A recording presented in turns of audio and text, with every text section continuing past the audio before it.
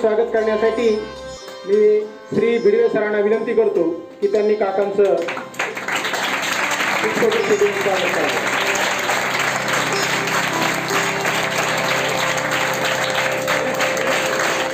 त्यांचं स्वागत श्री लाडाने सर करतील.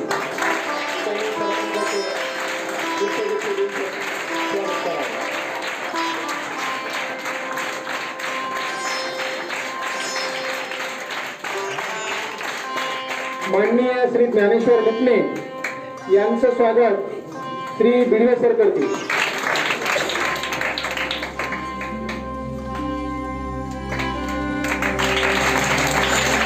शिवाजी लहाने यांचं स्वागत श्री लाडाने सर करतील.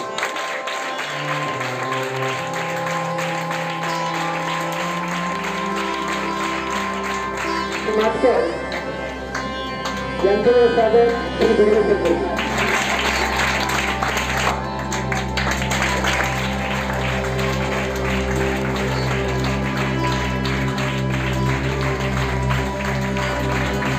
मुख्याध्यापक श्री लहाने सरांना विनंती करतो की त्यांनी प्रास्ताविक करावं.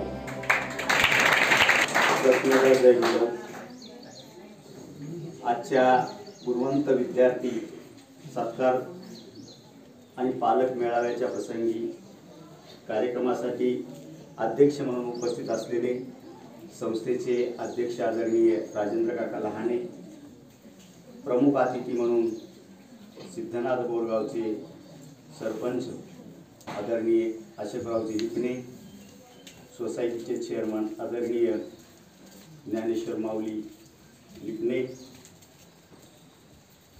आमच्या गावचे ज्येष्ठ नागरिक तथा सोसायटीचे व्हाईस चेअरमन आदरणीय शिवाजीराव लहाने, सिद्धनाथ बोरगावचे उपसरपंच नाटकर, या सभागृहामध्ये उपस्थित असलेले सर्व आदरणीय पालकवृंद, विद्यार्थी मित्र, 99 पासून मी या शाळेचा मुख्याध्यापक आहे.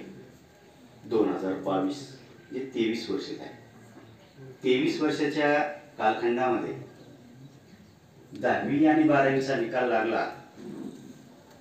निकाल लागल्याच्या नंतर कमी कालावधीमधला सत्कार समारंभाचा कार्यक्रम घेण्याचं हे पहिलंच वर्ष आहे. यापूर्वी 10वी आणि 12वीच्या विद्यार्थ्यांचं गुणगौरव करायचा तो आपण वार्षिक स्नेहसंमेलनामध्ये, तोपर्यंत एक वर्ष निघून गेलेलं असायचं. कोणताही सन्मान प्राप्त झाल्याच्या नंतर कमी कालावधीमध्ये त्याचं कौतुक केलं तर त्या विद्यार्थ्याला एक प्रेरणा मिळत असते, त्याच्या भावी आयुष्यासाठी त्या शुभेच्छा असतात. शिवाय पुढचा चालतो त्याच्या पाठीमागे एक पाऊलवाट तयार होत असते. 10वी आणि 12वी विद्यार्थ्यांचा इथं सत्कार समारंभ पार पडल्याच्या नंतर जे सध्या 12वीच्या वर्गात शिकत आहेत, सध्या 10वीच्या वर्गात या वर्षी आहेत, त्या विद्यार्थ्यांच्या मनामध्ये सुद्धा एक प्रेरणा तयार होती की नाही, मला सुद्धा माझ्या पालकांच्या समक्ष इथे माझाही सन्मान झाला पाहिजे, माझंही कौतुक झालं पाहिजे. आणि मग त्यासाठी काय केलं पाहिजे तर आपण अभ्यास केला पाहिजे, ही प्रेरणा त्याला मिळावी, हाच या मागचा शुद्ध आणि चांगला हेतू असतो. कारण ज्यांनी उज्ज्वल यश संपादन केलेले आहे त्यांना जर शुभेच्छा दिल्या तर तो एक आशीर्वाद असतो.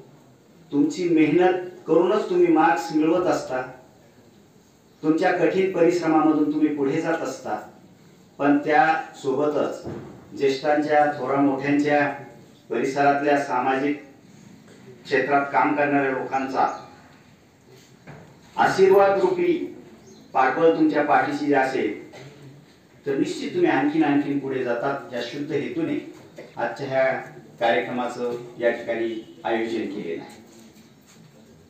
त्यासाठी सर्वप्रथम मी सर्व गुणवंत विद्यार्थ्यांचं शाळेच्या वतीनं मनपूर्वक असं त्यांचं अभिनंदन करतो.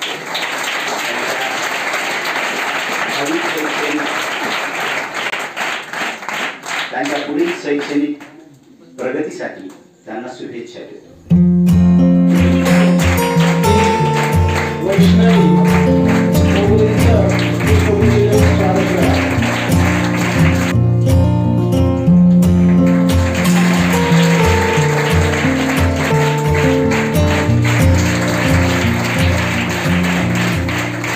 अत्यंत म्हणजे असं वर्क काम करून ज्यांनी ही संस्था नावारूपाला आणली असे या शाळेचे मुख्याध्यापक श्री सत्यराव लहाने सर आणि माझ्या समोर बसलेले अंगलगाव, गोळेगाव, सिद्धनाथ बोरगाव आणि आहेर बोरगावचे सर्व पालक आणि माझ्या विद्यार्थी आणि विद्यार्थी मित्रांनो, खरोखरच सर तुम्ही आज जे मनातलं बोलला की असं नसतंय, प्रत्येक माणूस चांगलं काम करीत असताना त्याला खूप काही अनंत अडचणी येतात. कारण हे आजचं नाही, हे खूप जुन्या काळापासून हे चालत आलेले आहे. संताला देखील याचे परिणाम भोगावे लागले. जया आणि मोठेपणा तया यातना कठीण. ह्या शब्दाला धरून माणूस जर पुढे गेला तर तो कधीच मागे राहणार नाही. छत्रपती शाहू भारतरत्न परमपूज्य डॉक्टर बाबासाहेब आंबेडकर, परमपूज्य कामगार नेते लोकशाही राणाभाऊ साठे, महात्मा ज्योतिबा फुले, क्रांतिज्योती सावित्रीबाई फुले,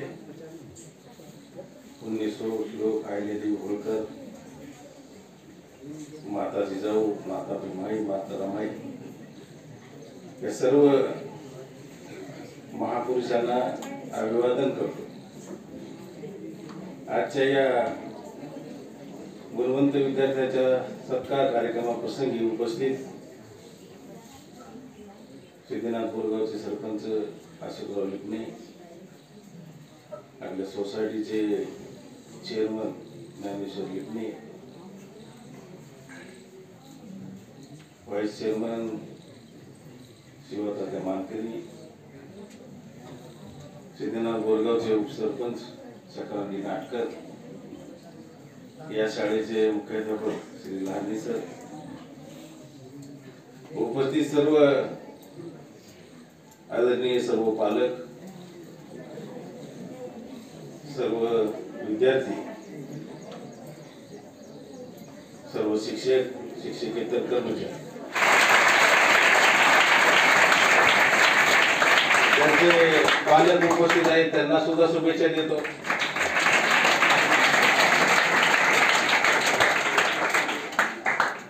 कारण की गुणवंताचाच या ठिकाणी सत्कार होत असतो. परंतु या ठिकाणी आमची अपेक्षा पूर्ण झालेली नाही. आज या ठिकाणी 10वी-12वीच्या कोरोनामुळे ज्या शाळेत विद्यार्थी असतील त्या शाळेत परीक्षा झाल्या, हे सुद्धा विद्यार्थ्यांनी लक्षात घेतलं पाहिजे की आपल्याला चांगले मार्क मिळाले म्हणून काही खूप काही केलं म्हणून आपण हरवून नाही गेलं पाहिजे. आज जरी आपण कमी असलं 10वीला तर 12वीला चांगल्या पद्धतीने आपण मार्क घेऊ हे आपल्या मनात असलं पाहिजे. आणि आपल्याला आता चांगले मार्क पडले म्हणून आपण त्या ठिकाणी त्या भ्रमात राहणं योग्य नाही. कारण की बरेच विद्यार्थी असे या ठिकाणी आम्ही आमच्या अनुभवातून या ठिकाणी पाहिले की ज्यांना 10वीला चांगले मार्क मिळाले परंतु 12वीला गेले.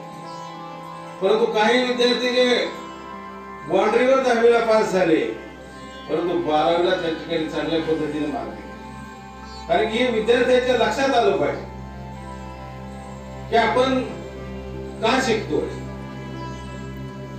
शिक्षण कशासाठी घ्यायचंय. कारण की डॉक्टर बाबासाहेब आंबेडकरांनी शिक्षणाला या ठिकाणी वाघिणीच्या दुधाची उपमा दिली. याच्यामधलं गमक आपल्या या ठिकाणी लक्षात आलं पाहिजे. या ठिकाणी लहाने सरांनी सांगितलं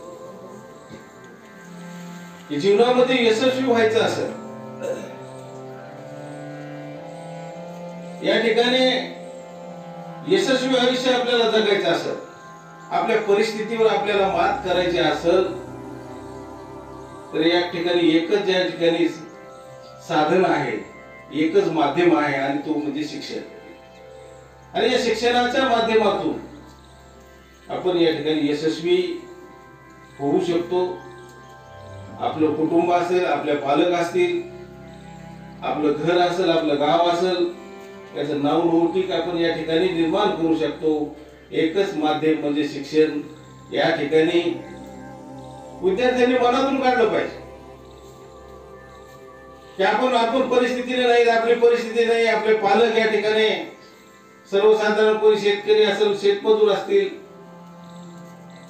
परंतु ज्यांनी ठरवलं आपण या ठिकाणी शिकायचंय आणि शिक्षणातून या ठिकाणी आपल्याला काहीतरी करून दाखवायचंय, आपल्या आई वडिलांचं या ठिकाणी नाव लौकिक असेल, आपल्या शाळेचं असेल, आपल्या गावाचं असेल, हे जर आपल्या मनात असेल तर या ठिकाणी आपण नक्की यशस्वी होतो. आणि जगामध्ये अस्तित्व निर्माण करण्याचं एकच साधन आहे आणि एकच माध्यम आहे, ते म्हणजे शिक्षण. कारण की त्या ठिकाणी गरीब विद्यार्थी सुद्धा या ठिकाणी जगामध्ये अस्तित्व निर्माण करू शकतो.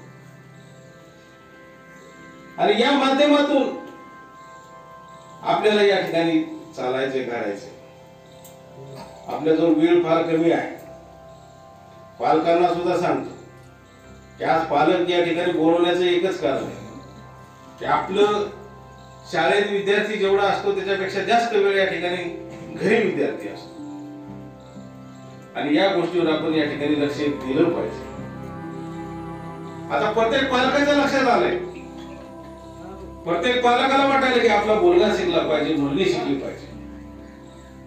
पूर्वी तरी आम्ही ज्यावेळेस शाळा सुरू केली त्यावेळेस मुलीबद्दल पाहण्याचा दृष्टिकोन पालकाचा वेगळा होता. परंतु प्रत्येक पालक आज मुलगी सुद्धा शिक्षण घेण्याकरता या ठिकाणी तयार आहे. मुलीला सुद्धा सांगतो, मुलींची पहिली शाळा सावित्रीबाई फुलेंनी या ठिकाणी पुण्यामध्ये भेवाड्यामध्ये झाली. त्यावेळेस त्यांना खूप या ठिकाणी त्रास झाला. जसं सरांनी सांगितलं, खूप त्रास होतोय. जोपर्यंत जिवंत माणूस आहे तोपर्यंत त्रास होत असतो. ज्यावेळेस त्याचं सरण रस्ती जाईल ज्यावेळेस पुकायला लोक आज आले, परंतु माणूस होता पण खरंच चांगला होता हो. नंतर नाव निघालं. आजपर्यंतचा इतिहास आपल्या भारताचा आहे की जेव्हा माणूस गेल्यानंतर त्यांचे पुतळे या ठिकाणी बसवलेले, परंतु त्याच्या हयातीमध्ये त्याला फार या ठिकाणी त्रास होतोय. आणि म्हणून चांगलं काम जर आपलं हाती धरलं तर या ठिकाणी कोण काय म्हणतं याचा विचार न करता या ठिकाणी आपण काम केलं पाहिजे. आणि हेच गणित या ठिकाणी प्रत्येकाला या ठिकाणी लागू पडतं. काही विद्यार्थ्याला सुद्धा या ठिकाणी, हुशार विद्यार्थ्यांना सुद्धा या ठिकाणी तशाच पद्धतीने त्रास होतो. कोणी अभ्यास करत असतात तर जे करत नाही त्याला ते डिस्टर्ब करीत असतात. परंतु ह्या पद्धतीतून अडचणीतून मार्ग काढत या ठिकाणी आपल्याला चालायचं असतं. एक ना एक दिवस या ठिकाणी कळतं की खरं काय आणि खोटं काय, पण त्याला वेळ लागतो. आणि म्हणून हे सर्व गोष्टी जर आपण करत असताना सर्व पालक, विद्यार्थी, या ठिकाणी शाळा, शिक्षक आणि त्याचबरोबर आम्ही या सर्वांचा समन्वय या ठिकाणी असणं गरजेचं आहे. कारण की ज्या वेळेस पालक सहकार्य करतील, ज्या वेळेस विद्यार्थी सहकार्य करतील, त्यावेळेस या ठिकाणी शिक्षकांना सुद्धा त्याच पद्धतीने उत्साह या ठिकाणी येतो आणि ह्याच पद्धतीने आपली प्रगती या ठिकाणी होत असते. आपण कधी आपण पाहतो बरेचसे नावाजलेल्या कॉलेजला, शाळेमध्ये पालक ऍडमिशन घेण्याकरता त्या ठिकाणी आग्रही असतात. कारण काय, एक दर्जा असतो, एक शिक्षण असतं आणि त्याचबरोबर पालकांचं सुद्धा या ठिकाणी सहकार्य, विद्यार्थ्यांचं सहकार्य सुद्धा या ठिकाणी असतं. आपण ग्रामीण भागातले आहोत, आपण पालक सुद्धा आपण लक्ष देऊ शकत नाही. अनेक अडचणी आपल्या समोर कडून आपल्या समोर आहेत. आपल्याला सुद्धा वाटतं की आपल्या विद्यार्थ्यांना या ठिकाणी चांगल्या याच्या कॉलेजमध्ये ऍडमिशन आपण घेतलं पाहिजे. परंतु कसंही या ठिकाणी शाळा असली तरी त्याचा दर्जा हा महत्वाचा असतो. कारण की पूर्वीच्या काळी ज्यावेळेस गुरुकुल पद्धत होती, आपण कथा पुराणामध्ये वाचतो, त्यावेळेस या ठिकाणी झाडाखाली शाळा बसायच्या आणि चांगल्या पद्धतीने या ठिकाणी विद्यार्थी तयार व्हायचे. आपला विकास करण्याकरता दुसरं कोणी बाहेरून येणार नाही, आपल्याला सांगण्याकरता दुसरं बाहेरून कोणी येणार नाही. चांगलं सांगणारे लोक फार कमी आहेत. पालकांना आणि विद्यार्थ्याला सुद्धा सांगतो की आपला विकास या ठिकाणी आपणच करू शकतो आणि हा विचार आपल्यालाच करायचा आहे. आपल्याला चांगल्या पद्धतीने समजता आपण कोणत्या मार्गाने चाललो, कोणत्या दिशेने चाललो आणि चांगलं काय वाईट काय या ठिकाणी चांगल्या पद्धतीने समजत आणि हे समजण्याकरता या ठिकाणी शिक्षण घ्यावं लागतं. आणि म्हणून मुलींना सुद्धा मी या ठिकाणी खरंच विनंती करतो की आपण चांगल्या पद्धतीनं या ठिकाणी शिक्षण घेतलं पाहिजे. आपल्याला उच्च शिक्षित जर व्हायचं असेल तर आपण पालकाचा विश्वास आपण संपादन केला पाहिजे, तरच आपण उच्च शिक्षित होऊ शकतो. जर तुम्ही 50-60 ढक्कल फक्कल होऊन पास झाले तर तुमचे पालक विचार करतील का शिक्षणाचा? नाही, ते तर म्हणजे हे शिकू शकत नाही. 10वी-12वी झाली म्हणजे आता चला एज आवरून टाकू. परंतु आपण विश्वास द्यायला पाहिजे की मला शिकायचंय. आपण चांगले मार्क घेऊन पास झालो पाहिजे, आपल्याला सगळ्या विषयामध्ये आपण प्रावीण्य असलं पाहिजे आणि पालकाला त्यावेळेस वाटेल की आपली मुलगी या ठिकाणी आपण उच्च शिक्षित केलीच पाहिजे. आणि आज आपल्यामध्ये जर पात्रता गुणवत्ता जर असेल तर या ठिकाणी परिस्थिती शिक्षणापासून रोखू शकत नाही. शासनाच्या विविध योजना या ठिकाणी उच्च शिक्षणापर्यंत सुद्धा या ठिकाणी आहेत. आज ज्यांच्याकडे पैसे नाहीत त्यांना फीस, एखाद्या मेडिकलला विद्यार्थी लागला, पालकाजवळ जर त्यांच्या हॉस्टेलची फीस भरायला नसेल त्या ठिकाणी तात्काळ कर्ज सुद्धा या ठिकाणी उपलब्ध होते. आणि म्हणून ग्रामीण भागातले आहोत, परिस्थिती आपल्याकडे नाही की आपण डोक्यातून काढलं पाहिजे. विद्यालयाच्या वतीनं हार्दिक आभार व्यक्त करतो. तसेच या कार्यक्रमासाठी उपसरपंच नाटकर व व्हाईस चेअरमन शिवाजी भाऊ लहाने हेही उपस्थिती दर्शवली, त्याबद्दलही त्यांचं मी या ठिकाणी हार्दिक आभार व्यक्त करतो. आणि या कार्यक्रमाची शोभा वाढवण्यासाठी तुम्ही सर्व पालक वर्ग आमच्या विनंतीला मान देऊन आलात. अशीच तुम्ही जर आमच्या विनंतीला मान देऊन आलात तर नक्कीच आपण या विद्यार्थ्यांचा विकास करू शकतो. तुम्ही आता त्याबद्दल तुमचेही हार्दिक आभार. आणि हा कार्यक्रम ज्यांच्यासाठी ठेवला ते सर्व गुणवंत विद्यार्थी व शाळेतील सर्व विद्यार्थी यांनी हे कार्यक्रम शांत चित्ताने ऐकला, त्याबद्दल त्यांचे या ठिकाणी आभार व्यक्त करतो. आणि संयोजकाच्या वतीनं हा कार्यक्रम संपला असं जाहीर करतो. धन्यवाद.